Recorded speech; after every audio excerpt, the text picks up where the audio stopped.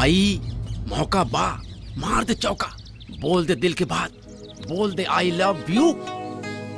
लेकिन इतना जल्दी? इतना जल्दी? अरे अब ना बोलबे तो कब बोलबे? अरे खाना खिया के गाना गा के मैडम तो न्योता दे के अपन दिल के देवता बना ले बाड़ी। हमरा साफ साफ लौकाता, तोरा नहीं के लौकाता। अरे बोल दे बाबू बोल दे, ना तो गाड़ी छूट जाई। सच में बोल दी? बोल दे भाई। पक्का ना? पक्का। शर्म नहीं आती आपको? ये भी नहीं सोचा कि बच्चों के ऊपर क्या असर होगा? I am sorry sir. Sorry sir? दारू पीकर रात भर चपरासी के साथ तमाशा करती रही। अरे अपना ख्याल नहीं तो कम से कम अपने पिता की इज्जत का ख्याल किया होता। सर मेरी गलती नहीं थी। तुम्हारी गलती नहीं थी तो किसकी गलती थी? और दोबारा ऐसा कुछ हुआ तो आपके पिताजी को बताना पड़ेगा। जाइए, चलो। काजल, काजल, वो कहा है ना कि हम तो उसे बहुत प्यार करीले। I love you. का? हम तो उसे बहुत प्यार करीले। का कहला हा? का तू हमसे प्यार ना करेलू? प्यार? और हम तोहरा से? तोहर दिमाग खराब आका? तो अब तक ले जौन चला चला वो प्यार ना था। कहा तोहरा जैसे लड़का के ये सबसे बड़ा प्रॉब्लम होला। कहाँ दो बेर हंस के बात का कर लेवे, सर पर प्यार के भूत सवार हो जाला। काजल, हाथ छोड़ हमार। ए बदन पर कपड़ा चपरासी के जरूर बले कि राजा के दिल के रानी तुम ही बाड़ू। हम कहतानी हाथ छोड़ हमार। काजल, हमसे ज्यादा प्यार तो के केहू नहीं के कर सकत। हम कहतानी हाथ छोड़ हमार। काजल, हम तो के बहुत खुश रखे। हाथ छोड़ हमार। अरे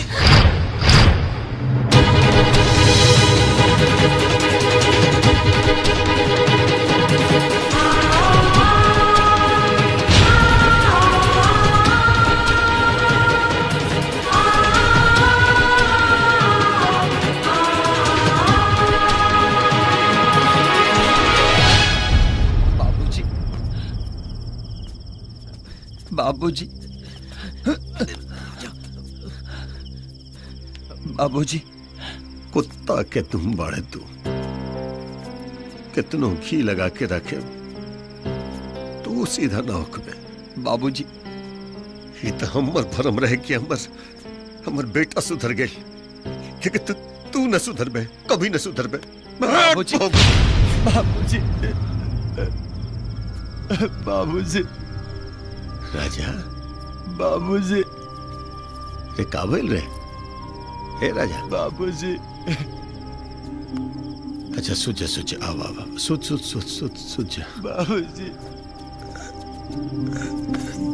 सुझ बाबूजी।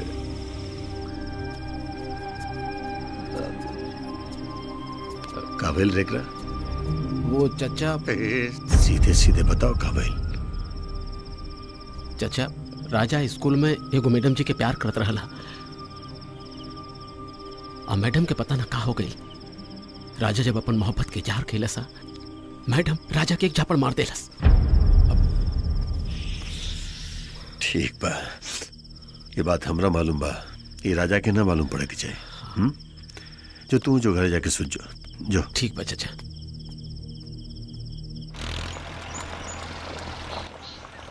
का पार्टनर, आज ड्यूटी पर ना गई का? अरे गोदना रे, कहा जाए रे हमर बेटा वहाँ नौकरी करे? का बोले तू ओकरा के? ना चचा, मने बस बहुत हो गई। जितना दिन हमरा बेटा के नौकरी करे के रहे उतना दिन नौकरी कर लेलस, अपना खुशी से कैलस। नारायण के बेटा, नारायण के इतना खेत खरियान सब केकरा खातिर बनोले बानी? अपना बेटे के खातिर ना। गोधन का चचा? तू सामान के तैयारी कर ले, काल चाय के बाद। कहाँ?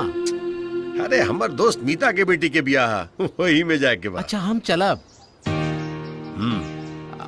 हाँ हाँ हाँ चचा, हम चलब। अरे ऊपर आप पेंटिंग में बराबर करा। अरे है देखा मीता बड़ा अच्छा कहला गेले मीता, हम इंतजार करत रहने। बेटा प्रणाम करते जाए। अरे खुश रह बेटा, खुश रह। एक काम करते नहीं, सामान उतार। अरे मीता कुल का लेके आ गेले तू? अरे पगला आ गेले बड़े का मीता, बेटी के ब्याह में लिए तो खाली याद आ जाए। ए तू सामान उतरवा।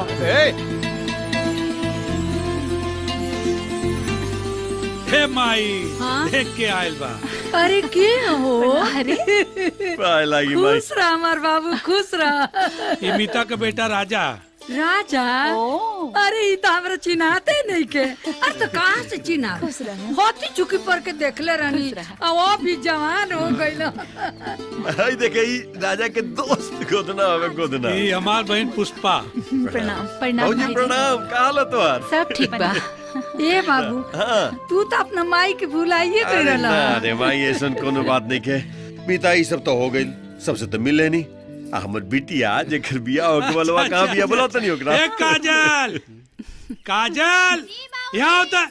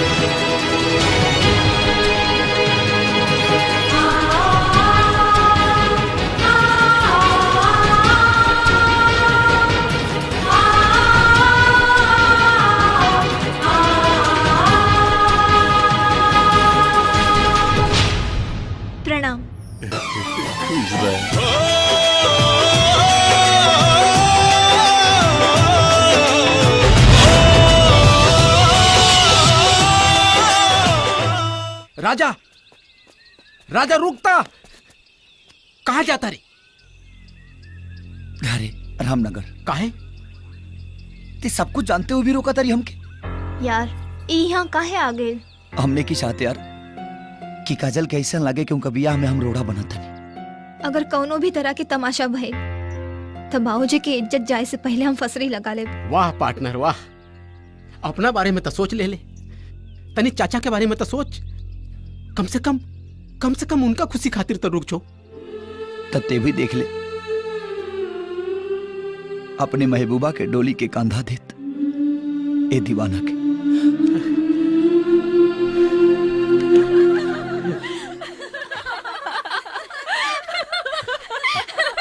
सच कहता नहीं, हमके ना हुआ इतना मसाइल ना का बताई। हाँ अरे मोरे राजा, तू तो यहाँ बाहर बन के आ गई हो। बाहर ना पतझड़ कहा। अच्छा। और हमसे दूरे रहा ना तो जर जाइबू। अच्छा तो हम जेठ बैसाख के सुखल पता ही ना, सावन के असली बारिश है, लागल आग भी बुझा दे। चल ई बतावा हो, इनसे तोहर पहले से जान पहचान रहल का? अरे पल्लवी, ई उहे राजा हवन जेकर रानी बने के सपना ही पगलिया देखा दिया।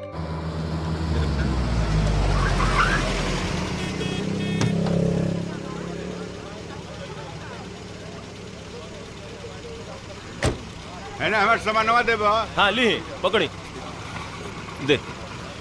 हाँ अयो ले लिए। हाँ हाँ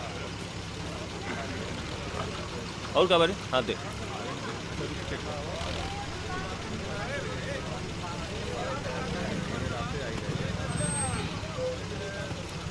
लाओ। हाँ लिए। हाँ ठीक बजा। अच्छा हाँ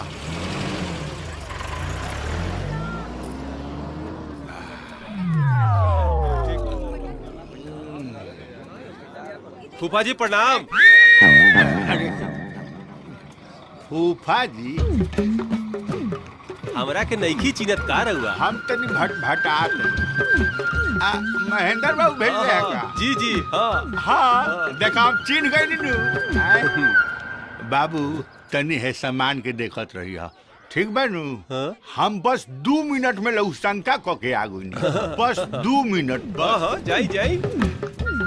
बाबू ध्यान से, जब बहुत चोर चाहे घूमे रहे सब। बस 2 मिनट। हाँ हाँ बस आ गई।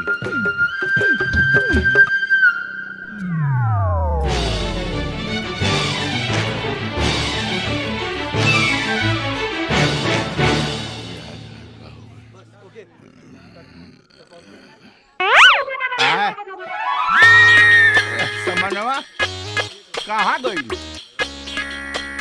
अरे बाप, अरे इधर उड़ा समनवा। ए भाई साहब ऐजा जौन लइकवा एगो अभी खड़ा रहा केने गई? कौन लइकवा? अरे जौना के हम फूफा जी हई। हम फूफा जी जौना के रहनी हा।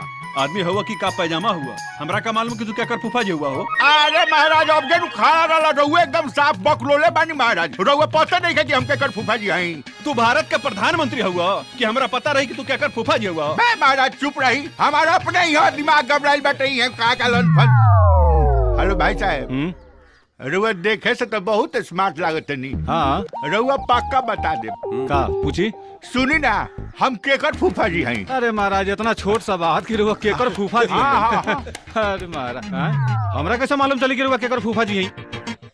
और जब आदमी बना भाई देखा ही में खाली स्मार्ट बाड़ा, तू गोबरे गणेश बाड़ा मर दे। अरे ए बाबू, हेलो बाबू, हेलो ए बाबू, हम तो फूफा। अरे काहे इतना चिल्लाता रहो? अरे बाबू कबे से हम परेशान बानी की हम केकर फूफा जी हैं, क्यों बताओते नहीं के? अरे हमरा आज ले पता न चला हम केकर मामा हैं। तू चोर रहल ले गइल, अब तू जा। चोर रहला? तू पूर्व का बंदोबस्त करके लेके आवा, हम जाता नहीं मीता के संगे पंडित जी से मिल के आवता नहीं। ठीक बा। अरे हो देख पौना आ गईले। अरे महाराज पौना हो, प्रणाम प्रणाम। महाराज प्रणाम का जब जब गाँव में आइल बनी तब तब हमरा पाप होता आइल बाटे। जा जा जा सामान उतार लो पौना। सामान का उतारब घेवड़ा कुल ले गइले सा। जाई हो टेम्पू वाला को पैसा दे दी। अरे राजा अरे मीता तू सुधर में न कहियो। इसलिए जा बेटा जा ऑटो में लगे दे। अब कैसा ही आप बताइए। ए पहुना रहुआ तो बड़ा दिक्कत हो जाई। हमरा दिक्कत का होई? ससुरारी आइल बनी, भोजन मिलिए जाई, आ यहाँ के 2-4 सेट कपड़ा हमरा किनिए देब, तो हमरा दिक्कत का होई महाराज? ई मीता के बेटा राजा। अच्छा अच्छा, रउओ से बहुत दिन पर भेंट भइल बा। बहुत दिन पे पौना। अरे हाय कौन खिलाड़ी है जी? ये हमारे बेटा के दोस्त है। अच्छा हाँ, कुछ हमरा डाउटफुल लागल है, यही से पूछनी है। जाए दिए सहू चोर चुहार के माथा पर लिखल थोड़े होला। ये पाउन सुधर जा तू। पौना तनी आराम से। दूसरा खाना देख के जे जरे लनू भगवान ऊपरो पता के ले। शुक्ल काहे पड़ो तो ना? तू दे। हद हाल बा। माई ई पकड़ावा। ए दुगो रोटी आउट देबू लोग। जी पापा जी। 2 रोटी हमरो के। हेलो, खाली खाइले गुण ना पचाऊ के पड़ेला, ऐसे कम कम खाए छोटे मोटे। ए बाबू का? अरे ठेहुनवा के दर्द के दवाइयो खत्म हो गइल बा। ए बाबू चिंता मत करा, बिहने मंगा दे। देखो तो पानी दे, पानी दे, पानी दे, पानी नहीं खे चाचा। दीदी पानी का? अरे जा दा ना, खड़ा काहे बाड़ू?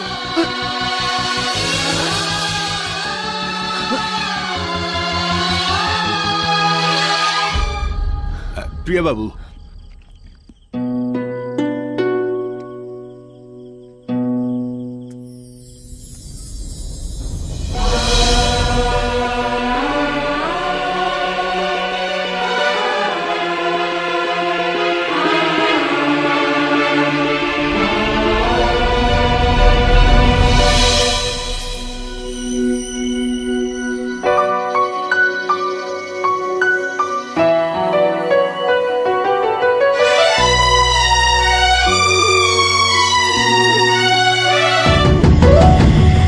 जान गईनी एगो जान, जान गईनी जान, जान गईनी हो जान जान गईनी जान प्यार नहीं खेली खल प्यार नहीं खेली खल हाथ के लकीर में नहीं खुदा के दीर में ये जान प्यार नहीं खेली खल हाथ के लकीर में नहीं खुदा के दीर में ये जान।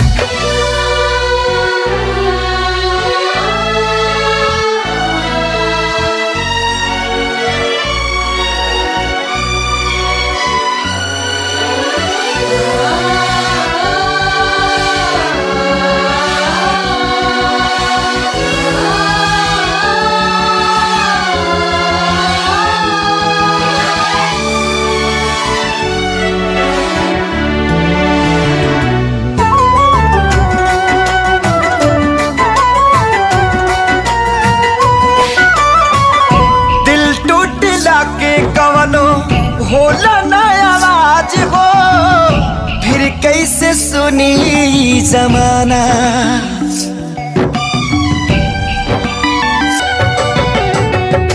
हो जाइबू दोसर के तू कुछ दिन के बाद बा दिल पगला रोई बन दीवाना सतरंगी सपना साजन के मन बस जावे लागल प्यास जिया में नया नया पा जागर सीख ले हम भी हाँ सीख ले हम भी गम में हंसे के ज्यादा अब जिए के पड़ी प्रीतिया के पीर में नहीं खुदा के दीर में जान प्यार नहीं खेली खल हाथ के लकीर में नहीं खुदा के दीर में जान।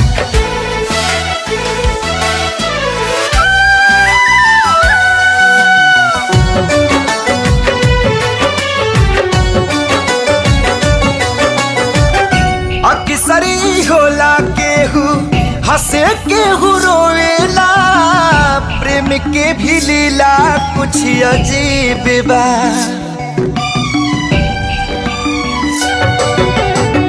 बेवफा भी कह दी कैसे मासूम यार के दगाबाजी अपन ही नसीब बा बन के दुल्हनिया जइबो जहिया सैया जी के गाँव में रखिया अपना राजा जी के तू झुलनी के छाँव में खुश रहा तू हरदम हाँ खुश रहा तू हरदम दिल से है बादुआ सांस बन के बसल बाड़ू तू शरीर में नहीं खुदा के दीर में जान प्यार नहीं के लिखल हाथ के लकीर में नहीं खुदा के दीर में जान।